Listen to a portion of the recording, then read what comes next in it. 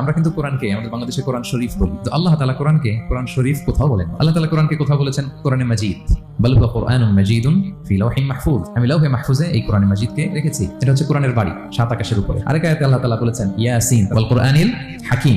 তাহলে আরেক আয়াতে কোরআনে হাকিম বলেছেন, প্রোগ্রামে কোরআন, কোরআন শরীফ বলেনি। সূরা ওয়াকিয়ার আরেক আয়াতে আল্লাহ তাআলা বলেছেন ইন্নাহু লাকুরআনুন কারীমুন ফি কিতাবিন মাকনুন। এখানে বলেছেন কোরআনে কারীম। সূরা হিজরের এক আয়াতে আল্লাহ বলেছেন কোরআনে আযীম। এছাড়াও কোরআনের আরো অনেক নাম কোরআনে খুঁজে পাওয়া যায়। যেমন কোরআনের একটা নাম হচ্ছে আল কিতাব। আল্লাহ তাআলা বলেছেন এই কিতাব, এই কোরআনে আমি কোনো কিছু বাকি রাখি নাই, সব বলে দিয়েছি। কোরআনের আরেকটা নাম আল ফুরকান, সত্য মিথ্যার পার্থক্যকারী, the criterion between right and wrong. Quran পড়লে বোঝা যায় কোনটা সত্য কোনটা মিথ্যা। কোরআনের একটা নাম হচ্ছে আয-যিকির। আমরা অনেকে মনে করি শুধু সুবহানাল্লাহ আলহামদুলিল্লাহ এগুলাই জিকির না, কোরআনটাও একটা জিকির। আল্লাহ তাআলা বলেছেন নিশ্চয়ই আমি এই জিকিরকে মানে কোরআনকে নাজিল করেছি, আমি এই কোরআনকে সংরক্ষণ করব। তাহলে আল্লাহ বলেন কোরআনে মাজিদ, তিনি বলেন কোরআনে হাকিম, তিনি বলেন কোরআনে কারীম, কোরআনে আযীম। তো এগুলো সব থেকে আমরা কি বলি?